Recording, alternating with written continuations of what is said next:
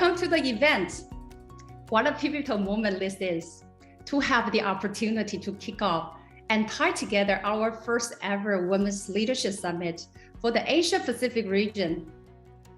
As a woman, a leader and strong advocate for women's empowerment and equality, it's especially meaningful to me that I work with an organization that not only upholds these principles in the everyday workplace, but promotes this value through events like this one. I really don't think that I can contain my excitement any longer. So let's get started with a small video compilation where we connect with the women across the JPAC region to share their perspectives on what makes them tick, the challenges that they have dealt with along the way, what lies ahead, and what it's like to be successful in the workplace. Cybersecurity or IT world is a male-dominant industry. So at that time, if you ask me, it was never a place that I wanted to enter. There are typical stereotyping, like girls can't code, girls are not as good as guys in technologies. When I actually go into a fresh new clients in a fresh project, they may see me as a female and also a very young-looking female.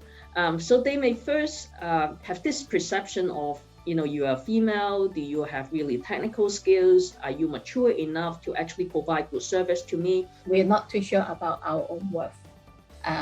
So we do hesitate when we want to speak up. I might need to actually put extra effort in proving myself, but right after the client actually see the abilities that you can bring on the table, they will all of a sudden become respectful to you.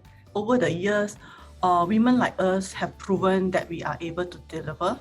One skill that I think is important is to be inquisitive and curious and be self-confident of your own point of view. Because you guys are a lot better than how you actually perceive or the others actually think about. If you have the courage, you like challenges, you like disruption, and you think that there is no one fixed way to nail down the adversary, and that is the place that you should join.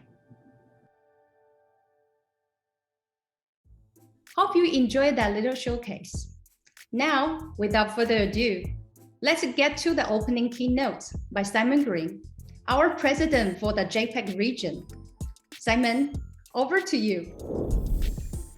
Thank you, Wen-Ting. What a great start to our inaugural Women's Leadership Summit. A very warm welcome to you, and we are delighted to bring our partners, customers, and employees together in a platform to recognise the many values that women leaders bring to the table.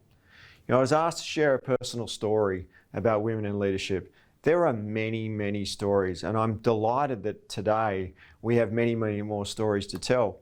Whether it starts with my mother, my wife, who's been an amazing force for the development of our two teenage boys, and today the women that I get to work with here at Palo Alto Networks. Wen-Ting, you heard from Kim Nixon, who runs our HR, Misty over in New Zealand, who runs our New Zealand business, our amazing marketing team, my assistant Chun Lan. Women are making a bigger impact and a more important impact in the way we run our businesses. However, women in leadership roles remains painfully slow. The Global Gender Gap 2021 report published by the World Economic Forum states that the presence of women in senior positions stands at 33%, and women make up only 14.7% of all managerial positions. The persistent glass ceiling is still in place even in some of the most advanced economies in the world, and a clear business case that collectively we still have much more to do as we move towards progressive, future-oriented society. We're all here today because we believe that each of us can play an important role in creating an environment where women are empowered and confident to contribute their voices. The 2022 Women's Leadership Summit will address two things today with a group of inspiring leaders: advancing women's career in leadership roles and how organisations can build blocks in nurturing future women leaders.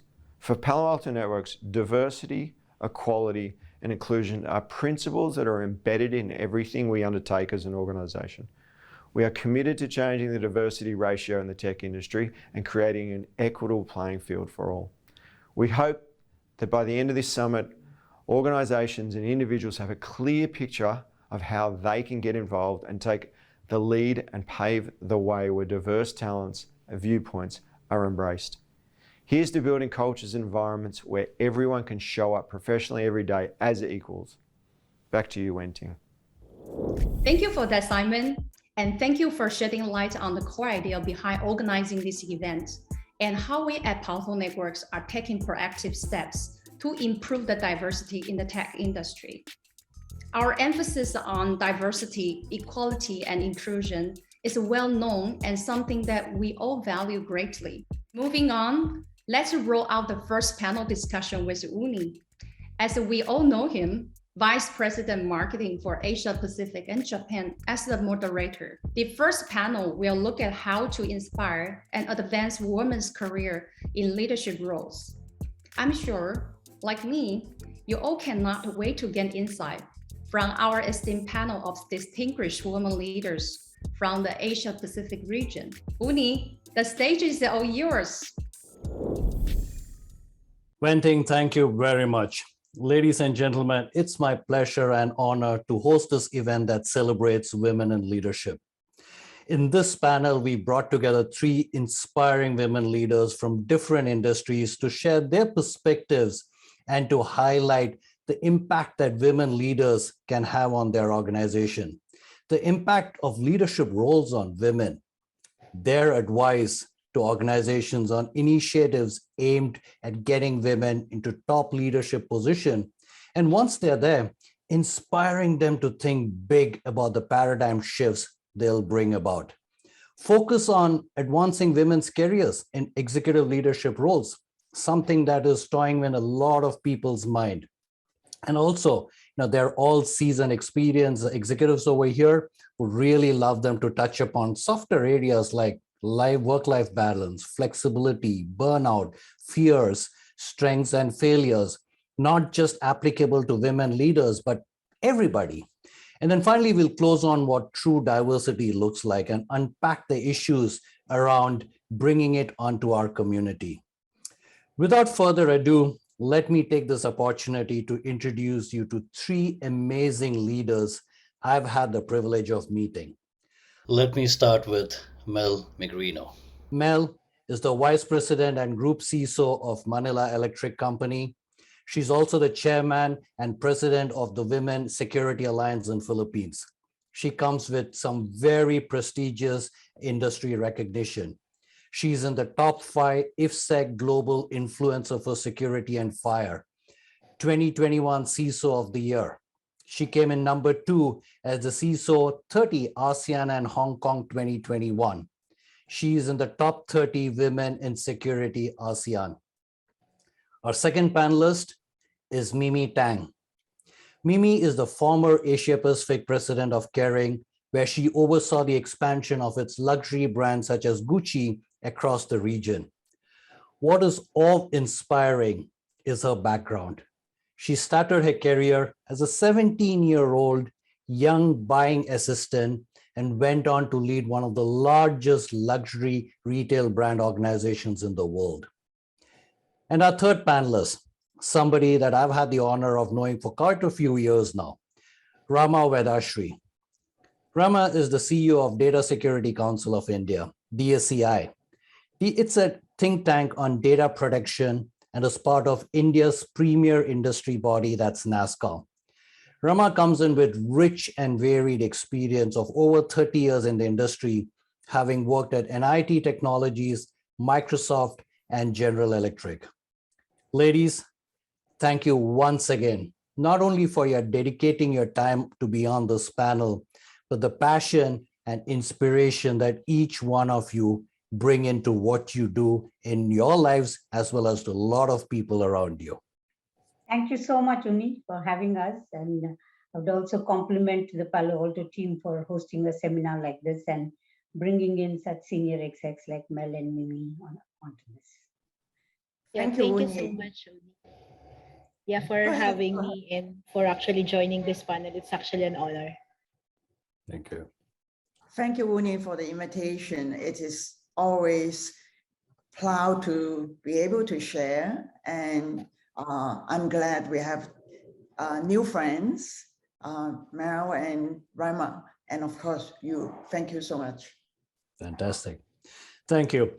So let's kick it off. The first topic or the theme is really the impact of women leaders and what they can do to their organizations and the impact of their leadership. So let me start off with a straight question, and this is for all of y'all. Do women leaders really bring something extra to the table? Based on your experience and what you've seen in industry, can you throw some light on that with the audience? Shall I start with Mel, maybe? Okay, yeah. I think my thoughts around it would be when an organization is experiencing crisis, usually the leader or the chief executive looks at having a female to rule the game. So examples of female leaders that we have witnessed specifically in this COVID crisis, right, are actually great leaders from New Zealand, Finland, actually to name a few. Also, we have seen technology companies who are able to retain their leadership position, and they are also actually being ruled by women such as IBM, YouTube, Oracle, and of course Cisco. When women are actually finally given the chance to prove themselves in a senior position, I believe that they are tasked to solve something that is already broken. Hence, this is because women communicate with a sense of power and influence, as they are great relationship builders. They champion change, they analyze problems carefully, and execute solutions while taking certain calculated risks. So I think these are some of the characteristics that are important when leading different teams in this age. And I think lastly, Onis, I would like to highlight the combination of women's strong intuition and cyber intelligence in the context of cybersecurity, which is very close to my heart. It creates a whole new spectrum of insights. Okay, thanks. Very powerful. Well, that's so true. And I've again had the privilege of working with a lot of women leaders across in my career, and many of the things that you highlighted, I've seen that front face. So thank you. Very important. Rema, why don't we shift to you based on your experience? What are your thoughts on this? Thank you, Uni. I mean, it's not just at a CEO or a CXO level. Whenever there is a woman leader at a managerial position, the first thing that happens is I think it inspires more young women and gives the confidence to more young women to be able to take on a role like this. Across my 30 plus years in the industry, I've been in roles where, particularly in pre-sales, in customer facing consulting assignments, which involved a lot of travel to remote locations. Probably I was one of the first in India to take on those kind of roles, and that automatically creates that kind of motivation and inspiration and also confidence. So I've seen a lot of my young women team members willing to take on roles which involved travel for customer projects or consulting assignments to remote locations. I think that's the first thing that happens.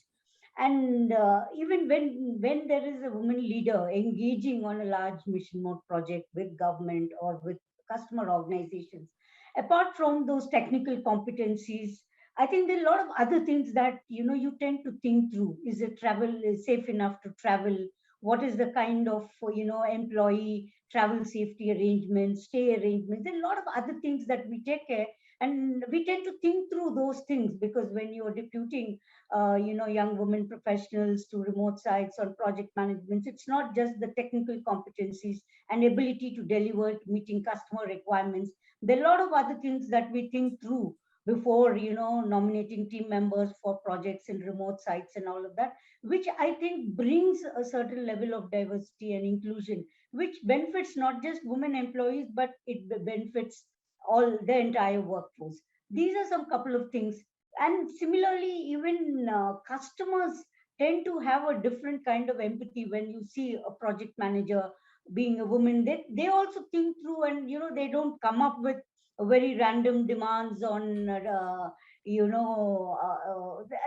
doesn't happen because they know there are other things that need to be taken care of other than project delivery. And similarly, at a senior position, like let's say the kind of roles Mel and Mimi are, or I've had the opportunity to, I think the fact that there is a woman leader, it first of all, most importantly, it inspires and motivates more women to be able to take on such roles. Otherwise, very rarely women put up their hands to take on some new roles which involves a lot of customer engagement, travel, maybe first time kind of roles, pre-sales roles. That's all I would say is the biggest thing that makes a difference. Very good. Just hold that thought, Rabba. I have my following question coming to you, and I'll come back specifically to you on that one. Mimi, very different industry, but again, what would you think is your perspective on something like this? Well, I think to me, women are passionate, creative, caring, and resourceful. They're more likely to lead through inspiration to transform people's attitude and belief. Help the team environment less authoritative and more cooperative. Being family-like feel and create teamwork. Actually, all the year, my working motto is we are family. How can we create a family feel among ourselves and support each other? No fight. Of course, sometimes, there's always political argument, for whatever reason, but if we can have a harmonized relationship, we all can enjoy our work and get the best out of ourselves. And it's not only applied to women's colleagues, and we want to cooperate with all genders. There's no genders discrimination for myself. So true, Mimi, and I love what you highlighted, because again, it doesn't just tie back to women or diversity. Some of the words that you use, you spoke about family, you spoke about working together, you spoke about, all in being in it together. These are all recipes for a great organization with a great team, right? Doesn't differentiate whether you're a man or a woman or any other part of the diversity factor. So thank you very much. I think that's very interesting. Rema, I'll come back to you straight on that other question. So, if we look at over the last couple of years, there's definitely been a big difference in, more and more women coming into the workforce. Looking at industries, there is a set of industries where there are definitely a lot more women folk coming in, but it's really getting into even male-dominated areas, which is fantastic. But what is happening is many of them come in, but then due to, could be different challenges or situations, they start dropping out. And then, it finally boils down to, are they continuously able to go up their career and see more and more contribution to the organizations and the industry? My question to you is, all three of you are seasoned leaders. You've stayed on, you grew, and there could be definitely challenges that you faced. So let me start off with Rema. What would you tell aspiring women leaders who want to advance their careers and reach executive level roles? How did you do it, and what would be your advice to all of them? Speaking with my personal experience, I think we need to look at your entire professional career growth aspirations in a certain construct, right? You come with a certain family background, certain responsibilities, and then you have professional career aspirations. It's okay to balance that out. It is extremely important to balance that out. For example, I've had opportunities of massive career growth if I was willing to relocate to Singapore or the US in some of my past roles, both in NIT and in Microsoft. I chose not to do it because relocating completely to a geography outside of India was not an option for me. It was not personally a preference also for me. It's not like I could not make it work, but personally, I didn't want to do that. I wanted to be based in India, and I was okay for travel. So it is extremely important that you understand what is your personal life, family, and that construct and curate your professional growth aspirations. I think it's important to do that. And I don't have any regrets. I don't have regrets that I've not taken on those big roles in the corporate headquarters. If I could have moved to the US or to Singapore, where I could have had an Asia Pacific role. That's a conscious decision I've made. Sure. So often I think we tend to overemphasize the loss of opportunities in career growth because of some family constraint. It's a conscious decision, and then you accept that, and I'm sure there'll be other roles that you can take on. Second, I would say that based on what your family priorities are, it is okay to move from team management to individual contributor role as long as there are professionally challenging assignments. Sure. In my entire career, I moved from managing large regions, large branches to some individual contributor role. And I have learned in each of those roles, there were some, I've had some really mission mode projects, engagements with customers in an individual contributor role. I think if you're open to this, because often many of us, both I think men and women professionals, think that career growth is all about managing larger and larger and larger teams. I would say if you're open and you're willing to take on, even from a very large corporate. When I moved to NASCOM more than 10 years back, initially I was an individual contributor in the president's office. I didn't even have a team. Then I built a team to engage on the domestic policy and domestic market thing, right? So it's extremely important you focus on the professionally challenging assignment where you're going to grow professionally and able to contribute to your organization or in the industry sector that you're in, and not get hung up with managerial and team management roles. And that is where I think some young professionals tend to have a challenge and start feeling demotivated. Got it. And three things that come to my mind, Rama, what you said. One is, more importantly, doesn't matter if you're in Delhi and I'm in Singapore, we can still have a coffee virtually, right? It doesn't make a difference. But on a serious note, I think the important part is about that mindset, right? As you rightly highlighted. The second important part, as you become, stronger in the industry or in the organization, it's becoming firm on what you want and how you work that out with the organization. And I guess the third important piece is also for organizations, because you'll have a lot of, organizational leaders watching this webinar. It's for them also to understand the mindset of lady executives coming into the force on how we should be supporting them on their growth aspiration. And it doesn't need to be physically uprooting them or moving them around radically. Thank you. Mimi, in your industry, again, same question to you. How did you kind of play on to get to this position despite the challenges that a lot of young women folk would today face in the industry? Actually, I started when I was 17. I was a sales lady. I was not yet a buying assistant. And for 45 years of working, I told myself, no matter what position you are, you have to demonstrate by example. You have to be a role model for your job. When I got opportunity to advance myself, I always remind that I have to do better than my colleagues, so that if I fail, I'm still over 100%. And hopefully they can see the role model. So this is one of the things. And I always remind myself to be brave, creative, always willing to try new strategy, new methods. Of course, before you decided to try anything, you have to consider the pros and cons. Okay, what will be the maximum result and what will be the worst situation? Are you able to try things with minimum risk, maximum result?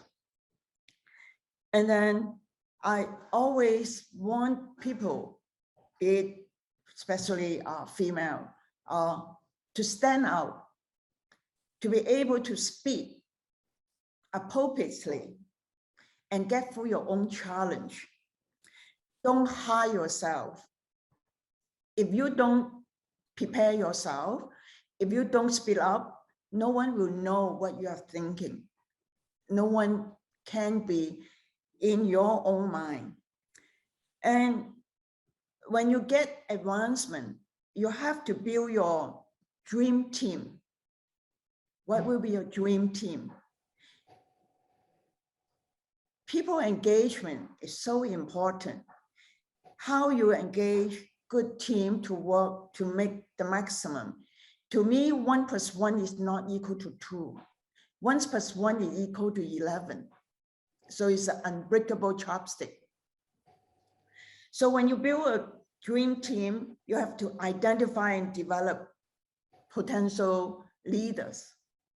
And no one is indispensable. You have to let them to advance themselves, empower them, coach them, inspire them properly, periodically, and always open-minded, able to listen and share. Don't just blah, blah, blah, blah, blah. You know, when you are the top executive, you always think you are always right. No, sometimes we make mistakes. Thank you. Sure. A good point. I mean, it's really about being firm, having a point of view, taking a stand, and really building. And, you know, again, a lot of these things, what I love hearing over here is that it really resonates back to the foundation of a good organization or a great team or a great leader. And I think that's what personifies on quite a few things that you're bringing onto the table. Mel, same question to you. I mean, again, you've been in a, I would say to an extent, a male-dominated industry. And how have you made that big difference? And would you aspire other people who want to follow suit? Yeah, actually, Uni, I think before I start my answer on that, I'm actually moved with the responses of my two co-panelists here. So thank you so much. Actually, those are very insightful. So I think just sharing my opinion on this, it would be, I believe that over the years, more and more women have taken up career in technology. So that would include cybersecurity. But there is still a gap, right, compared to men. But this gap is actually slowly decreasing, which is, I believe, is a good thing. Yeah. To me, there is really no clear differentiation between genders, especially in terms of capabilities. As a woman executive, or for someone who is actually aspiring to assume a leadership position, right? I think this person, similar to, I mean, what I have been through, is should be a great influencer and a great motivator. She should be highly dependable, should be able to work well even under pressure, and should be able to deliver, which I believe are important attributes if you are to pursue a lead role. To me, knowledge is power, especially in my industry, right? In a male-dominated industry. So I think in a nutshell, when you are looking about succeeding in the technology or even in the cybersecurity industry, there has to be a continuous learning on, of course, emerging technologies, right? Risk as well as regulations. Those are actually, I would say, fundamental ingredients for you. You need to learn about how to lead in times of crisis, which is very important. And of course, I mean, even up there, right, there is still a competition, but that has to be a very healthy competition. And for you to actually, you know, succeed and eventually actually be a model, you should be able to learn the business and eventually speak the business language. Learning never stops, and if you have a knack to excel, for sure you will definitely climb the corporate ladder. So I think those are my thoughts, similar like how I assimilated myself. Fantastic. And you touched upon a good thing or an important thing, because selfishly it's cybersecurity, right? So it's a little bit closer to our hearts. When it comes to cybersecurity, you are leading or creating cyber warriors, right? And there is no differentiation of who the cyber warrior is, because everybody comes together, irrespective of age diversity or gender diversity. You all come together to fight the adversaries, and this is the time where you have to lead by example. So Thank you very much, Mel. Okay, I want to change tack a little bit over here, and these are, very targeted questions to each one of you folks. I'll start with you, Mel. This is a topic around influencing and, being a role model in the industry. Mel, in your case, you have immense influence in the industry and beyond. Selfishly, to us as the industry, how are you using your voice to bring attention to the need of more women in leadership roles?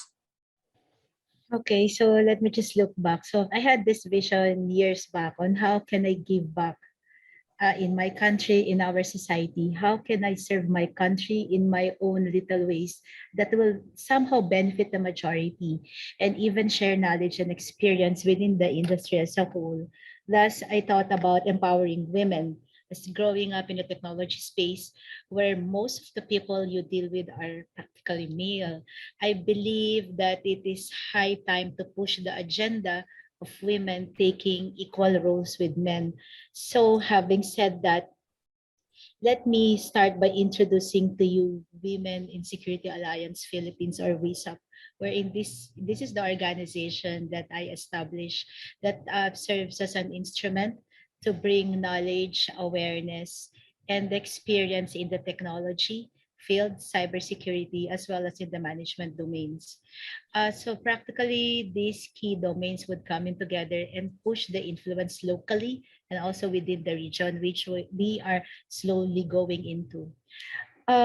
So this organization has key principles. Well, the first one is, of course, empower women in the practice of cybersecurity, privacy, even physical security, and related technologies and risk disciplines. Next is we promote gender equality, recognizing women and men to have equal rights and opportunities. The next one would be around to promote awareness and education in the field of cybersecurity, privacy, physical security, and other disciplines, not only within the professional sector, but we are also touching on the academy. We envision a community where men and women coexist and we're given equal opportunities to actually succeed. Having said that, WISAP also supports the progression of male practitioners who believe in the advocacy. So I must say that women's voices matter, and as a leader, I feel a great sense of responsibility that resonates within the community. So having both seats as a group CISO and the chairman and president of WISAP have allowed me to share my vision. And I would just also wanted to highlight here that I am actually um, um, very much delighted to have this partnership with Palo Alto. So this is why we have actually signed an MOU that was executed between WISAP and Palo Alto Networks November last year, which I believe will help WISAP, realize its goals not only locally but as well as within the region. Not only do we have the opportunity to highlight the importance of cybersecurity to women, but the MOU will also allow us to create leadership programs to build and nurture more security leaders and talents eventually. Thank you. Wonderful, Mel, wonderful. And that's very inspirational and very clearly very influential when you look back about how you want to contribute to the industry and the workforce. And also on behalf of Palo Alto Networks, thank you for the opportunity to partner with you. Really appreciate that. Rema, let's shift to you. What are your thoughts and initiatives that are aimed at getting women into leadership positions, as well as initiatives to promote women in non-traditional areas like women in cyber? I put up my hands. I'm a father of 2 teenage daughters, and I failed in that segment. What can you tell other parents to really help to change that approach to get more and more of girls and women to really appreciate and get into that segment? Yeah, actually, we in DSA, our team thought through this because in India, actually, if you see overall women in technology, the ratio is much better. But when you looked at cyber a few years back, there were very few women CISOs at the mid-level, and even at the entry-level talent hiring was very low. So we had this women in security kind of an initiative. And I remember 5 or 6 years back in our annual flagship conference, when we tried to have a woman CISOs roundtable or a woman, cybersecurity professionals roundtable. There were some 4 or 5 people in the room. Whereas now I see in India, there are so many women CISO leaders, even in critical information infrastructure sectors like oil and gas, banks, IT, ITS, across all the sectors. So some programs that we thought through is both at a senior level and at entry level. We've had an opportunity to partner with Microsoft Philanthropy, where we had this program called Cyber Siksha, where we took fresh women engineers who would have probably gone into an application development kind of a role or a teaching role across all, whether it's in Assam, in the northeast, Srinagar, Rajasthan, Gujarat, other than the big metros. We took these women, fresh women engineers, and trained them, and in cyber. It was a 4 months intensive program, and many of them went on to take on roles in cyber specifically at a fresher level. But at a leadership level, we have partnered with the Executive Women's Forum in the US, along with an industry member, Target, where last year we hosted these women, mid-level women leaders on what does it take to take on a leadership role in cyber. One interesting program recently we have launched, which has got a lot of traction, which I wanted to share, is Women on Break. I mean, that's been a big challenge on how do you get women back into their professional careers. And privacy is one domain which is cutting across. It's become now an horizontal in most companies, right? There's a big talent gap there. So we conceptualized a program called Women on Break, where we are taking women professionals from any, whether it's a lawyer background, auditing background, or software development and other engineering backgrounds, where we scouted for those women candidates, trained them in privacy, and many of them went on to privacy advisory roles or in large user organizations. Wow. So I think we as an industry members, as an ecosystem, need to think through these programs to create these enabling opportunities. You'll be surprised, a lady with a 9-year break has been able to get into a large bank in the privacy team, post this training and certification program. I think even government needs to look at programs like this, where how do we get women, recruited into cyber? Because women on technology is, I think, going in a good, there's a good momentum overall, but some specializations, particularly cyber and maybe data protection, privacy, we need some push both at a government, academia, and industry level. So true, so true. And thank you, Ram. I think this is so important, and some of the work that you're doing. And of course, we are also partnering with you in some of these projects. And we really want to see how we can continuously keep up that momentum. Mimi, let me change tack to you. Very different industry. People associate, luxury or fashion with a little bit of a different persona. But what are your thoughts? And, if you really look behind the glitz and glamour, how did you manage, whether it's work-life balance or burnout or even potentially fear of failure, factors that often stop women from pursuing their dreams? And how did you do it, and what would be your advice? Well, everybody thinks the fashion world is fascinating, glamorous, fun. Actually, it is more than that. You have so much hard work. You cannot just have fantasy. You have to really roll up your sleeves and really work hard.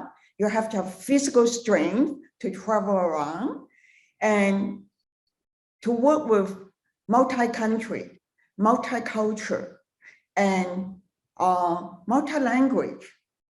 It is not easy. You have to respect each other.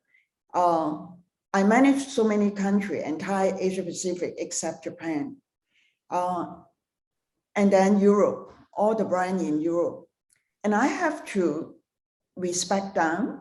I have to make sure we cooperate with each other and we understand each other. I always say, don't set any target. Go beyond your maximum capacity. Go beyond what you can do for yourself and for the company. That's how you learn during the entire process. I travel nonstop during my past 20 years. Nonstop meaning from one country to the others. And if you don't have the physical strength, you would not be able to manage all your tasks So true. efficiently and to get appreciation and respect from others. And yet, travel is also part of my work-life balance. When I work so hard, when I go from one place to the others, I always try to appreciate and learn and observe what's happened in each country and the changes.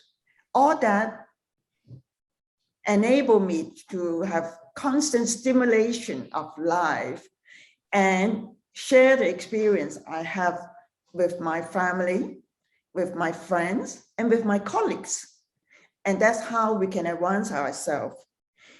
Lastly, I never afraid of failure. Mistake is okay, True. as long as it is not careless mistake. Mistake lead us to correction, lead us to a better think process. Why you make a mistake, and we try to learn from each other all this experience and gain valuable chance of doing a better thing in future. Fantastic. That's how I explore and experience myself in all the years. And I appreciate that I get opportunity for my superior trust. If there's no trust, there would not be any advancement for each other. That's true. You know, we could go on for a long time. I know we're getting to the top of the hour. So, let's to quickly wrap up, maybe in a rapid fire, one quick question. And if you could just answer with one sentence. Let me start with Rema. What does diversity mean to you?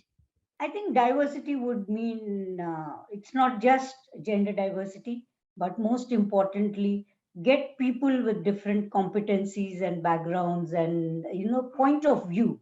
If you're willing to accept points of view of different people, I think that would be diversity. Thank you. Mel? Yeah, I think only echoing from my prior statement. So diversity for me is bringing in men and women together to come up with goals and realize these goals with equal rights and opportunities for the benefit of the majority. Fantastic. And Mimi? Diversity to me is about empowering people, be it female and male, by respecting and appreciate them. Be different, be yourself. Fantastic. Thank you so much, Mel, Mimi, and Rema. It was truly a motivational session for me, and I'm sure for the hundreds of attendees who are watching this panel. Thank you once again for continuing to inspire us with the work that you do and your wonderful insights today. To the attendees of today's webinar, whether you're a woman seeking to grow your career or someone who's looking to hire and nurture women leaders, we trust this session and the other sessions will really challenge your thinking and open your minds to new perspectives and possibilities to drive the next generation of leaders. I'd really like to leave you with these powerful words by Dame Anita Lucia Roddick. She's a very famous British business person, human rights activist, and an environmental campaigner. And I quote, "What I have learned is that people become motivated when you guide them to the source of their own power and when you make heroes out of employees who personify what you want to see in the organization." With that, signing off, thank you very much for your time and your attention. Wenting, back to you. Thank you for those wonderful insights. And thank you, Uni. I feel especially lucky to have heard thought-provoking perspective from such accomplished leaders in our region. I'm sure all of us have some key takeaways from this discussion. Here are my top 3 highlights. First, make your story inspirational. Set your vision high. Invest in your career. Second, use your inherent empathy to make everyday connections in the workplace. Last but not least, pandemic or otherwise, women are strong. COVID has changed the way the world views women leaders. We have definitely demonstrated how strong and capable we are. Now, on to the next panel discussion, organizational building blocks for nurturing future women leaders. This panel, moderated by Adam Fisher, Senior Manager Talent Acquisition, will delve into some critical questions. How can organizations identify and empower aspiring women leaders? What structures and frameworks are needed? Over to you, Adam. That's awesome. Thanks, Wenting. So pleased to be starting off this second panel where we look at what organizations can do to nurture future women leaders. And we're fortunate enough today to have three very experienced, very senior women leaders that are going to be sharing their wisdom with us on this very interesting subject. So without further ado, I'd like to welcome Zrinka, Emily and Laura. And if you'd be so kind as to give a bit of an intro on yourself and your background, that'd be appreciated. Zrinka, would you like to go first? Hi, thank you so much for having me part of the panel today. My name is Zrinka Lavrencic. I'm the CEO of Work Plus, a company that is dedicated to building a better society by helping companies transform their workplace. I started my career in finance and accounting, and I moved to humanities about 15 years ago to study not financial numbers, but employee numbers. And I have been curating the best places to work in Australia, at least since 2007. And I'm a big supporter of all things great workplaces. Thank you. Emily. Hi, everyone. I'm Emily, and I am the president of Ogilvy Public Relations, managing across 10 markets in Asia. I've been in the communications world for the last 2 decades. I'm extremely passionate about equal access to opportunities, whether it's hiring, representation, salaries, benefits, progression. And we've also recently set up the Singapore chapter for global women in PR. And as the association expands its footprint across Asia, we want to create a platform for more dialogue, mentoring opportunities, and activities to champion the growth of women in the industry. So thank you for having me today. Awesome. Thank you very much. And Laura. Hey, thanks, Adam. So I'm Laura Ashton. I'm based in Singapore, and I began my career in consumer packaged goods in Canada and have been living and working in Asia for about 25 years. I've primarily been with MNC companies, businesses like Shell, Electrolux, Baker McKenzie. And currently I run 2 consulting businesses. Low Carbon Advisors is a C-suite peer-to-peer advisory on sustainability and decarbonization. And Zunama focuses on business development, marketing, and strategy for professional services firms. I also serve on listed and private boards. And by the way, I'm actively looking for a new board role. And this is a serious boys club, so please keep me in mind in your own networks. And I coach, mentor, and sponsor women at all levels and work with them on developing their networks as part of business as usual in what I do. So really excited about today. Thanks all of you. I think we definitely have the right knowledge in the room to help out with some of these questions I'm going to be asking today. So I'm going to get straight into it, and I'm going to put this question out to all 3 of you. What are the most common challenges and biases women face in today's workplace? And is there an area where they get stuck as they progress in their careers? Emily, let's start with you. Sure. Thank you, Adam. So it's great to be here with you and my fellow panelists, and you've raised a very important question. I think the sense of feeling stuck on a career path is something that's very real, something that I've personally experienced, especially as many young women. They believe that jobs in the technology, the creative, the communications industry require such long hours and long nights, which can be tough for people starting a family and as women navigate increasing work and life responsibilities. So let me share my own experience. I remember that when I was pregnant with my first child, it was also at a time in my career when I was taking a bigger hand in the managing of business and teams. So when my then boss asked me if I wanted to take on the office leadership role, my first response was, but I'm pregnant. And then her response back to me was priceless, right? She was like, so what? So after some thought, I took the job. I did it because someone believed in me, even when I doubted myself. So I believe many others may be feeling similarly, right? So we recently did a study globally across PR positions about women in the industry and found that when it comes to promotion, about half of our professionals actually feel that mothers are promoted more slowly compared to fathers, and 51% of them believe that. So I firmly believe that all of us, women leaders, our choices, our behaviors have a very powerful effect on those around us.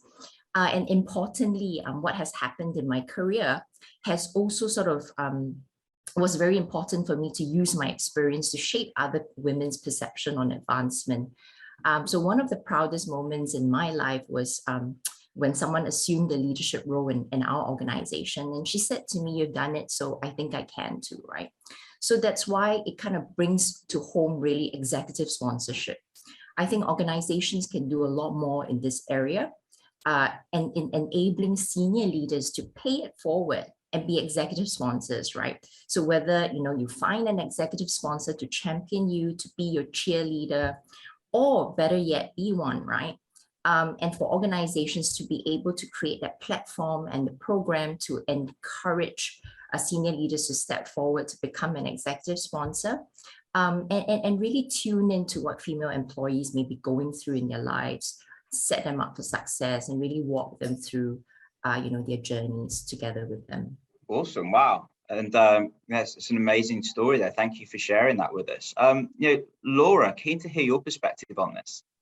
Yeah, well, look, I completely agree with Emily, and I think your story is very powerful because it highlights the important role of championship and leadership from role modeling at the senior levels is certainly like your boss did, a woman who said, why should you hold that? Why should you let pregnancy hold you back?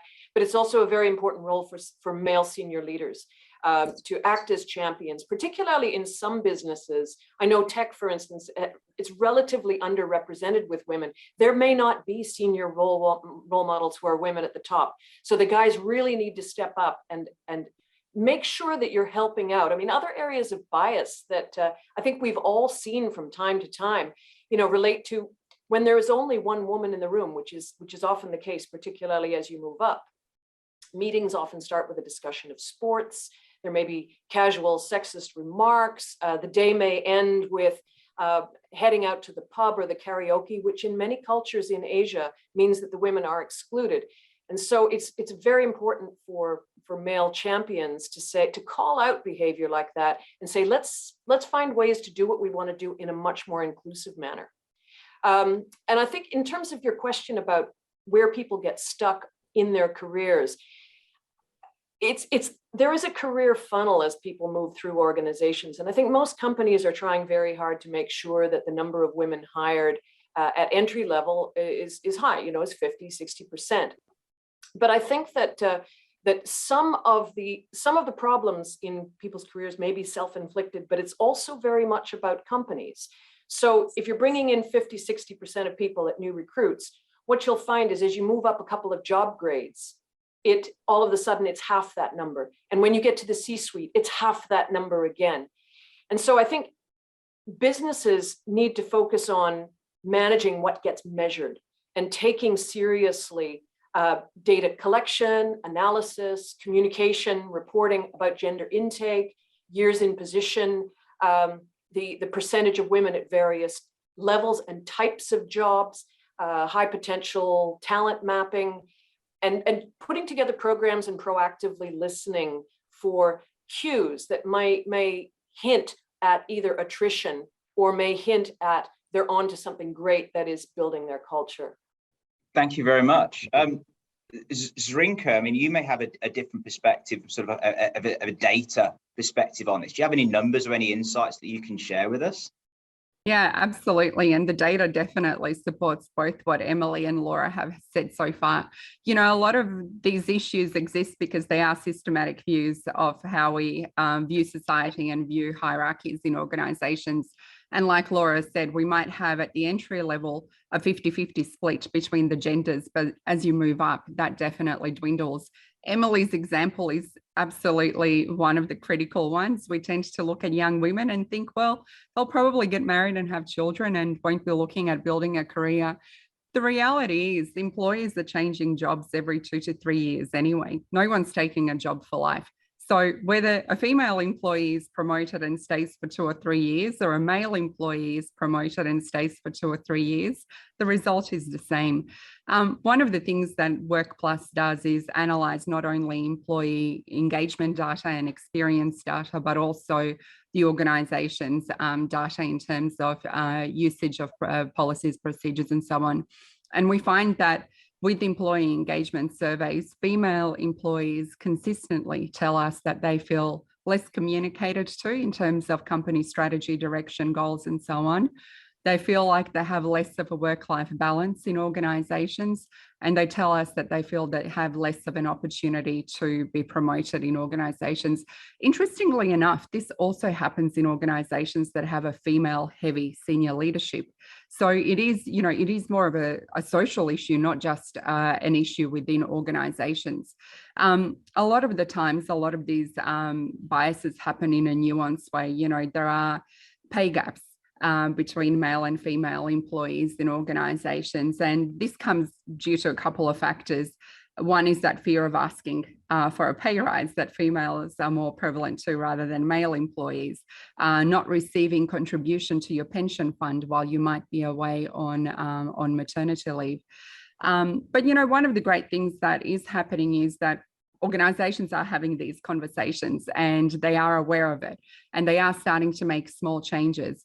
Over the last 6 months, particularly in Australia, we have noticed that a lot of organizations are implementing equal parental leave, whether you are the primary or the secondary parent, because that responsibility of caring for young children or elders in your family and so on should be a shared responsibility, not just a responsibility your female team members take on and therefore burn out a lot quicker. No, thank you for that. It was an interesting point around, you know, people don't have jobs for life anymore. I mean, as a recruiter, I realise this, and it's a lot more prevalent for people to leave every 2 to 3 years, whereas in the past, it's sort of a job for life and you retire with the gold carriage clock. So interesting point.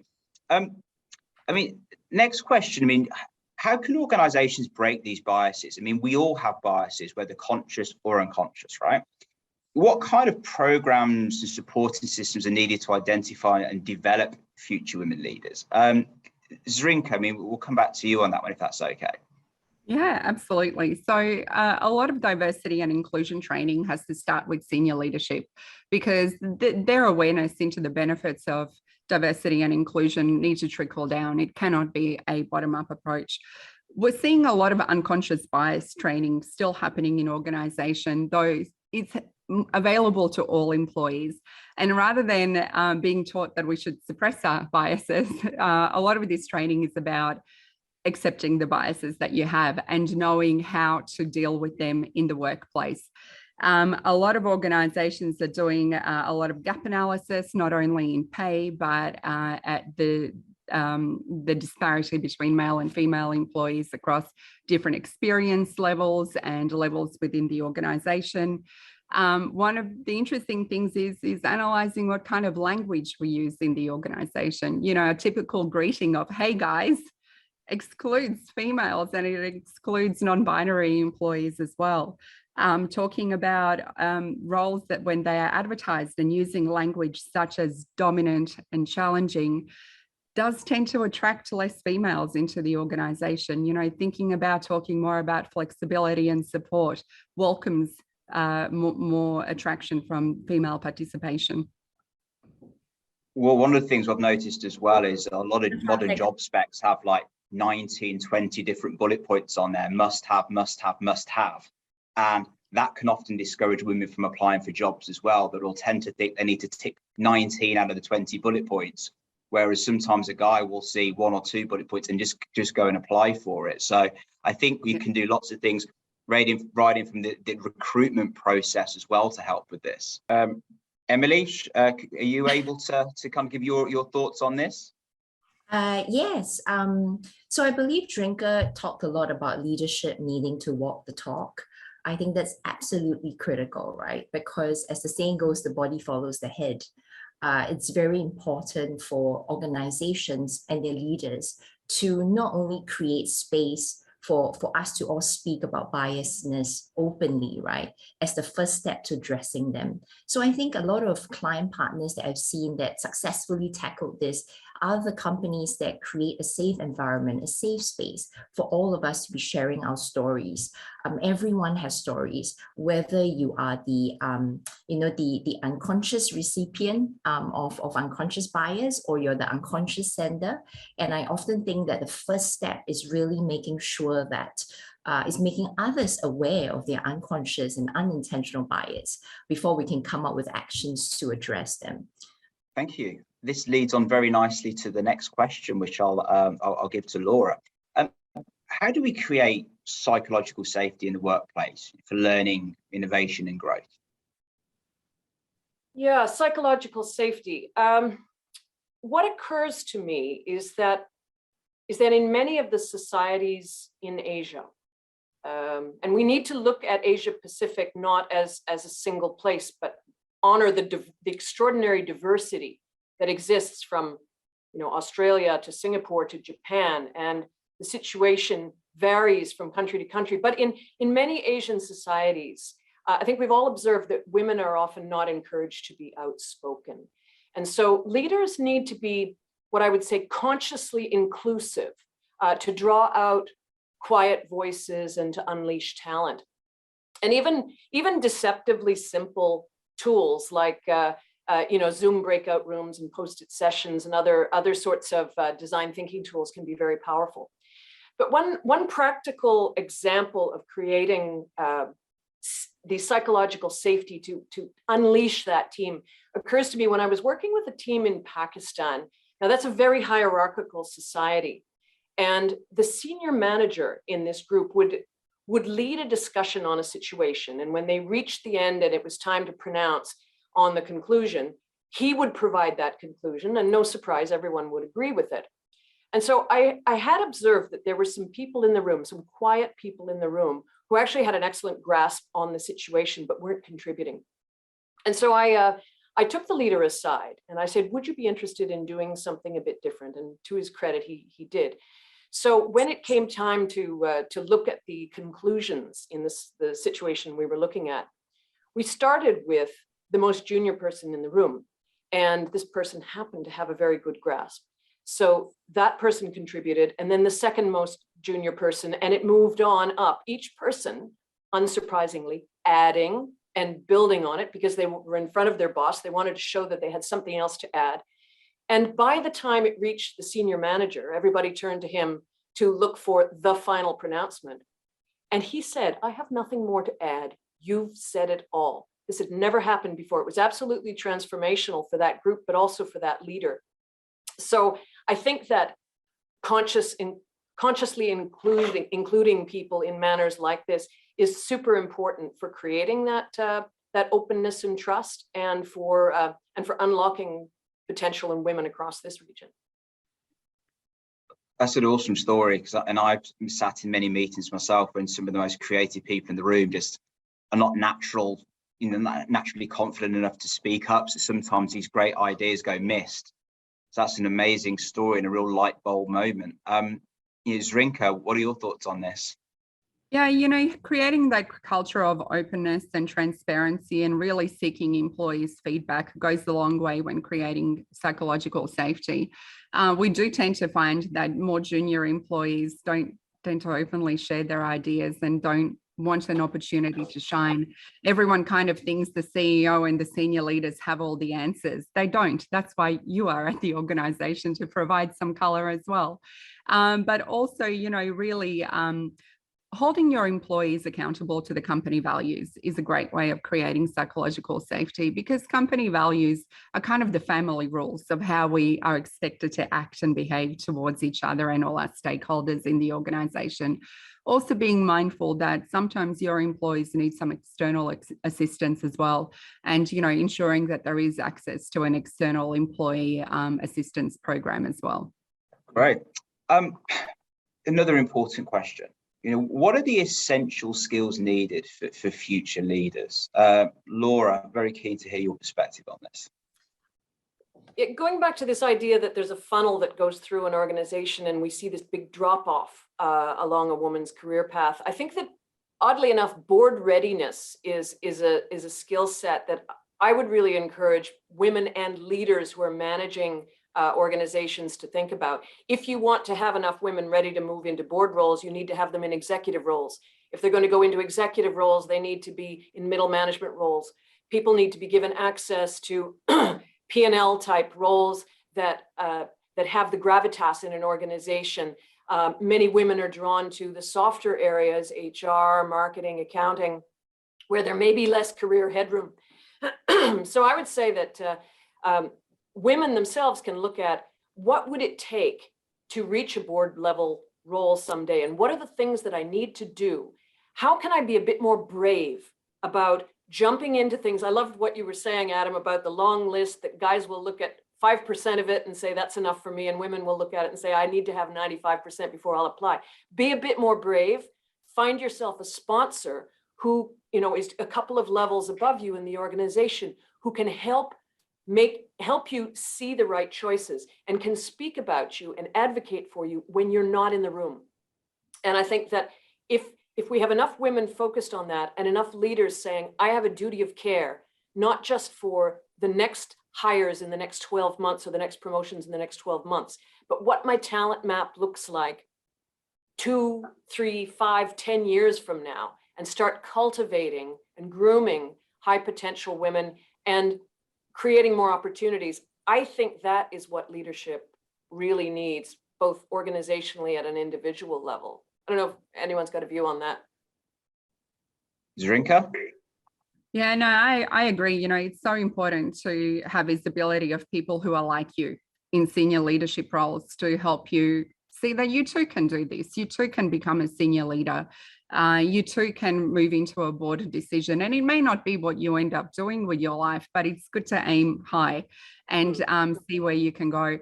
The last 2 years have changed the way organizations work and how we work and how teams look and so on. So looking at maybe the more immediate future, what do we need? Well, look at us today. We are located from New Zealand all the way to India. And a lot of you are working on projects and are in, time zones that span 7 or 8 hours. So we really need to have a look at what kind of leaders are required for hybrid teams.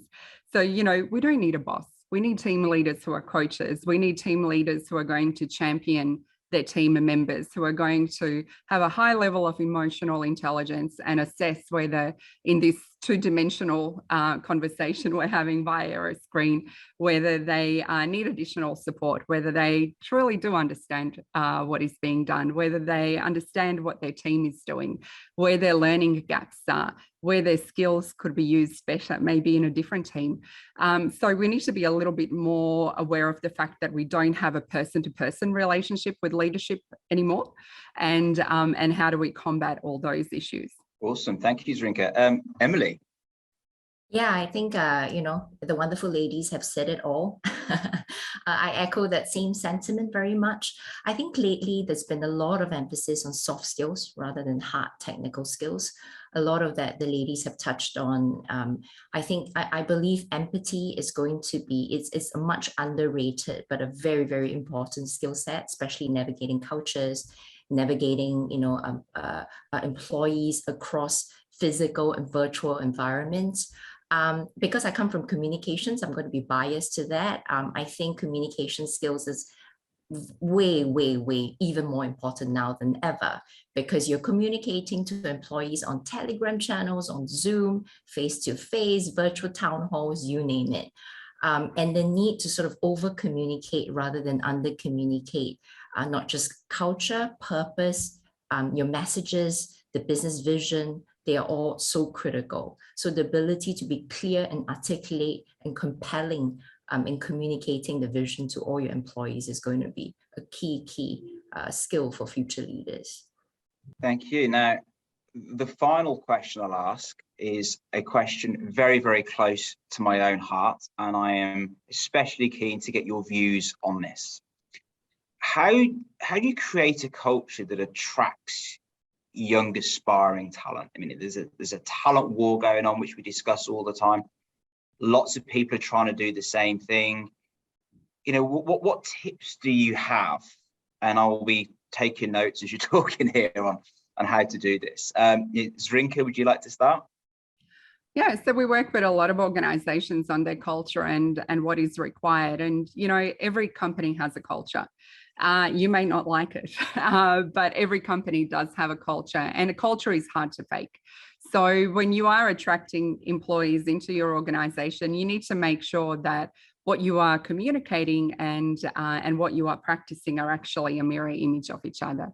For instance, I will give you an example. If you say that we are an inclusive workplace that champions women and we employ a lot of women, and then I get to an interview and the 4 people interviewing me are men, it's not really displaying what you are communicating out there.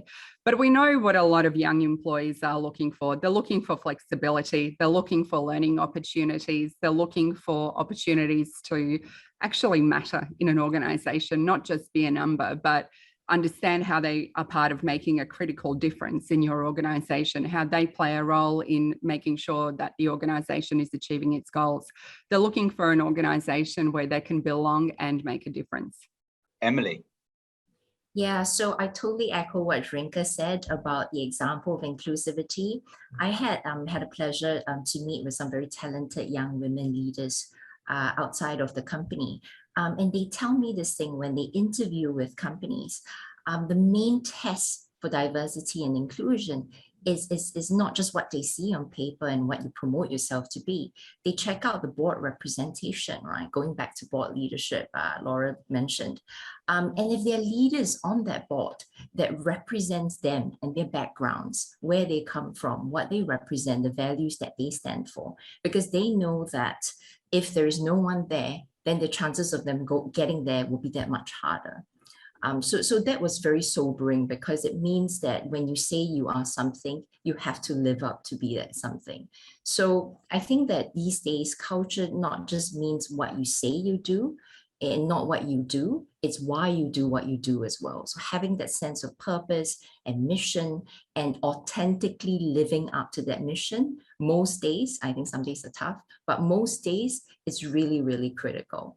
I think the second thing that we have found in our own survey with our own people is that they value not just remuneration, but they value a sense of balance and a sense of autonomy in how they build their careers as well.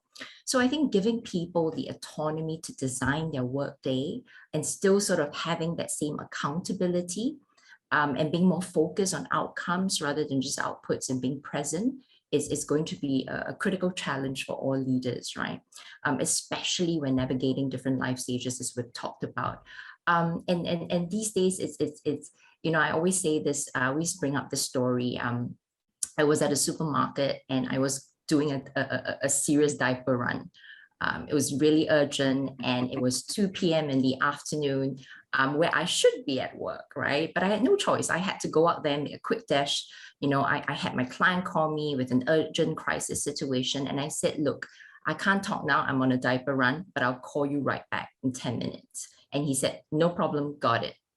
End of story. And essentially, this is the kind of realities that we're going to be faced against. So creating that platform to talk about it, giving people the autonomy to design their work life in line with the outcomes that they're accountable for, to me, it's a critical culture setter. I wholeheartedly agree with that. Thanks for sharing that personal story there. Laura.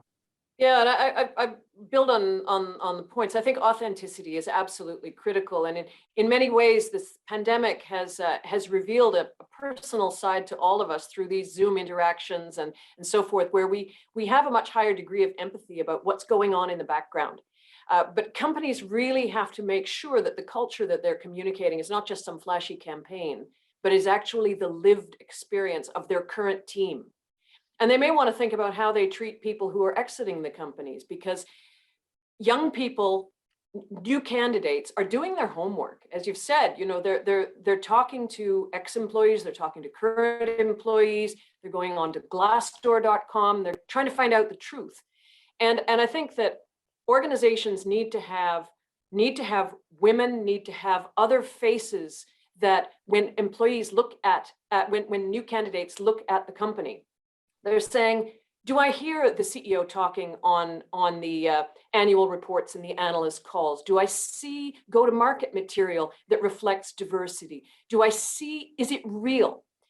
And if in doing this, you say, well, actually, we don't have enough women or people of color or diverse races or LGBT people to put up front, if we don't have those people, well, then for heaven's sakes, don't fake it. You cannot fake it till you make it when it comes to authenticity and culture. And you want young people to say, you want to look at your company and say, you have great people that I could emulate and that I could aspire to. And if you don't have those people, well, then that is where you need to start first. Look in the mirror. What is the face and the culture of your company? And then bring that to recruitment. Thank you. I mean, amazing points. I think every time you look at LinkedIn these days, there's companies talking about what a great culture they have, and you don't necessarily know if they've got anything to back that up or if it's just a buzzword that they use. So I agree. I think authenticity is absolutely key.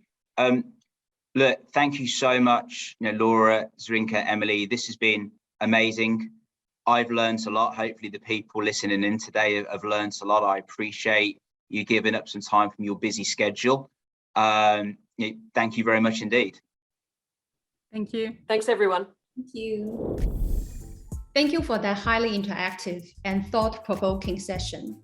How amazing it will be if all of us women pursue the idea of excellences and push the boundaries in our respected organizations. This is our time to shine. On that note, let's move on to the Palo Alto Network's Women's Leadership Awards ceremony.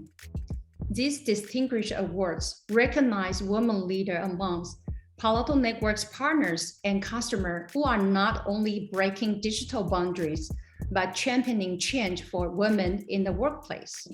Take it away, Kim and John. So Kim, isn't it a fantastic pleasure and privilege to be hosting this segment, the actual giving away of the Women's Leadership Awards?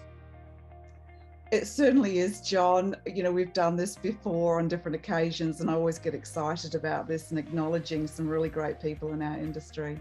Yeah, absolutely. But I think the actual sort of giving away of the awards was a fantastic process to be part of. I found it fascinating and a real privilege. Just the number of fantastic stories that we received in the nominations was wonderful. Of course, we read every single one. We went through a hard process of selection, but it was a pretty tough choice, wasn't it, Kim? It certainly was. I came away just feeling so inspired after going through all the awards. And just makes me want to think about what else we can do. All these the great effort that's going on within our industry. And what I loved about the awards, John, was the fact that they are so aligned with our inclusion and diversity initiatives within Palo Alto Networks. The difference that these talented women are making in our tech industry, and it's through ensuring we have fairness. We promote a cause through nurturing and developing high impact teams and reaching into the community as well. So let's get started with the first award. Our first award is Tech for Good. This award recognises innovators who are creating solutions which have a positive impact on lives and changing the shape of the world we live in. They embrace the need to be socially responsible, using pioneering techniques in their quest for a better world. Now, our winner is the president of her country's Foundation for Women in Science, Engineering and Technology. She dedicates herself to helping women succeed in careers in these fields, including in cybersecurity, whether that's in government, business, or academia. Now, every year since 2019, this leader has co-hosted a Women in Cyber events with Palo Alto Networks and has inspired the next generation of female Korean cyber talent, acting as panelist, speaker, host, and mentor, and making the events a phenomenal success with over 1,000 attendees at the last event. And the winner goes to Dr. Haeyoung Ahn, President, Korea Foundation for Women in Science, Engineering and Technology. So let's hear from Dr. Ahn. As many people agree, the role and importance of science and technology in the future world will be grow very much. So I think it is very desirable and wise to find work in science and technology field, because definitely we can get more opportunities and successes in this area. I believe that more smart women can do more great things in the new technology field to come, and I hope they can contribute to the development of mankind. To help do so, I will try to eliminate the social and cultural difficulties given to women, especially in Korea. Well, I hope you challenge what you want to do without fear. Always think about bigger things and want more. The reason why I wanted to emphasize this that we sometimes try to be perfect for little small things only, and sometimes we don't have self-confidence in ourselves enough. I want to tell them to be more courageous. First of all, I would like to thank all the members of Palo Alto Networks Korea, and I want to thank all the members who work together in WISET and Palo Alto Networks. They really did a wonderful job. I hope you will continue to create good programs for more competent women to work in the Korean security industry. WISET will try harder to be like that too. Fighting to STEM all STEM women. Thank you. Our second award is for Innovator of the Year. This award applauds and recognises visionaries who push the boundaries of technology and have proven themselves to be technology pioneers, providing solutions to meet a vast array of changing demands. So being recognised for her outstanding achievements in spearheading the XDR Centre of Excellence for Cybersecurity Practice in her organisation. She has pushed boundaries with her unconventional approach, driving innovations that have created a differentiation for her organisation in the market. This individual is highly confident, creative and passionate, and driven and motivated by change, and by thinking outside the box as opposed to taking a traditional approach.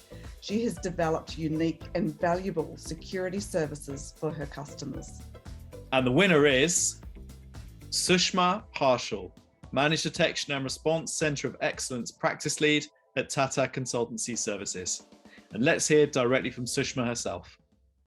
So I'm really happy. I don't know, it's a great honor to receiving this award. It's always happy to get acknowledged and recognized for your work. I think the three skill set that women leaders should have is self-confidence. Self-confidence is a must-have. If you are self-confident, you're halfway there. Apart from that, focus on your goals. Your goals, you need to understand what is your goals and how well you're focused. How are the different ways you can achieve them. One of the means of achieving them is working with your team. Teamwork is very, very key element to success. So you need to start maybe focusing on the smaller chunks of the goals of the major goal and telling it to your teams, bringing them together and striving for the main goal. That way you'll be able to achieve it much efficiently, and you'll also be able to nurture your young talents along the process. So that is something which will be very, very valuable team that you'll be creating it later on. And I also think that it's very important to have work-life balance. Otherwise, it becomes you are only succeeding in work, but then your personal life is going for a toss.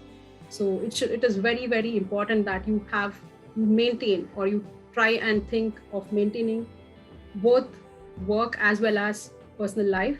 So as a woman, we are natural, so we need to understand and try to see how we can do that. Maybe we need to do some adjustments here and there to ensure that our family is not neglected, neither is our work. So that is one of the qualities which I think successful women have today. And I mean, it's a process, so it is not something you can achieve immediately. It has to happen over a period of time, and it will happen. So you just need to be focused and stay on your toes. Our final award is Technology Leader of the Year. This award recognises a leader who is at the forefront of disruption and innovation within the cybersecurity and technology industry, who, through inspired leadership, has helped to deliver groundbreaking technology and benefits to the company and to the community. This award acknowledges exceptional leadership in various capacities, exemplifying professionalism, business acumen, entrepreneurship and mentorship, and strong relationships with team members and industry peers. Now, our winner has held a number of high-profile leadership roles in her 14-year career at her organisation, recently ascending to the role of CEO for her region. She's always a strong advocate for her customers, bringing them the very best in technology, and is highly regarded for her work on strategic projects and nurturing ever more strategic instrumental relationships with her partners. She's known to lead with professionalism and integrity, nurturing developing talent and putting her people first in the recent times of change that we have witnessed. She's celebrated for her authentic style of leadership. She's always ready to support and never one to shy away from a challenge. And the winner goes to Tanya Balcom, CEO, NTT Limited, Australia, New Zealand.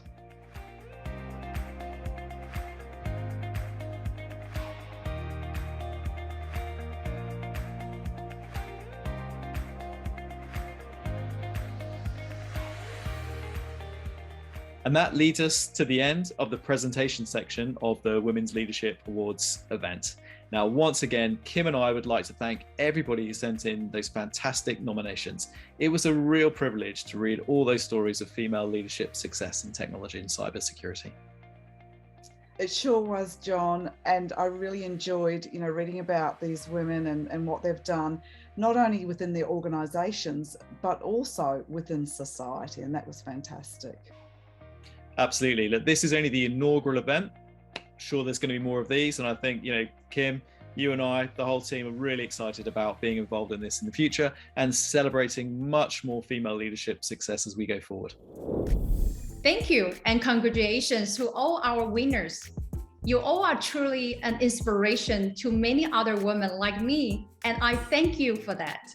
Before I call upon Zainab, our Chief Marketing Officer, to bring this event to a close, I would like to thank every single person who has helped bring this event to fruition. I'm certain that all of you have enjoyed this summit as much as I have, and I hope this has served us all as an inspiration to soar higher and achieve our fullest potential. Hi everyone, my name is Zeynep Özdemir, and I am the CMO of Palo Alto Networks. I'm here to conclude our 2022 Women's Leadership Summit. I would like to thank all of our panelists today for their unique insights and inspiration. These conversations go a long way to cultivate future women leaders. I have personally been lucky enough to be surrounded by exceptional women who have been peers, mentors, leaders to me in my career. I also know very well that my personal journey was only possible because some of them believed in me more than I believed in myself at various points in time. That kind of environment where people believe in you, support your choices, and want to set you up for success is exactly what we're committed to at Palo Alto Networks. In October 2021, we were included in Newsweek's Most Loved Workplaces list, securing a top ranking among 100 companies for employee happiness and satisfaction at work. A huge part of this was on account of our successful Flex Work program, which puts employee choice in the forefront. Flex Work was also mentioned by Fast Company recently as an example of a concrete path for women who are looking to come back into the workforce after the pandemic. Let me be clear, it is critical for us as an industry to welcome women back into the workforce after the last 2 years and make it very easy for them to make that transition. Because those women are going to be the leaders and role models of the future. While women in leadership roles are on the rise, women still make up less than 10% of national leaders worldwide and fewer than 7% of Fortune 500 company CEOs. We will only make a dent in these numbers if we establish more role models everywhere. And it is up to companies like Palo Alto Networks to make it possible for women to continue their careers, to further their growth as leaders, and to feel safe to be their authentic selves at work. Let me take a step back. Why is it so important to have diversity in leadership roles? Because diversity in leadership means diversity of thoughts. Diversity in leadership means access to a different set of cultural and personal experiences. It means we can never be boxed into a single lane of thinking. And that is a fundamental requirement for a business to flourish. I am once again thankful to all of you for taking the time to think and talk about this very important topic today. We will look forward to seeing you again next year. Goodbye.